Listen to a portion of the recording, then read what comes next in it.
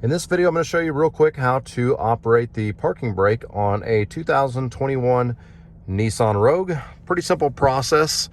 If you end up thinking this video is helpful, please consider subscribing. We're trying to get to 1,000 subscribers and it would be extremely helpful. This one doesn't have a conventional parking brake like you would see, like a pedal or a lever you pull. This one's got this little button right here below the gear shifter, and in order to set this, you're going to pull on it. You're going to hear a little noise. That button's going to turn red. And then on the dash, you'll notice right up here above the clock, it says park. That's how we know our parking brake's set. So if you end up having that little light on and want to turn it off, I'm going to show you how to turn it off now.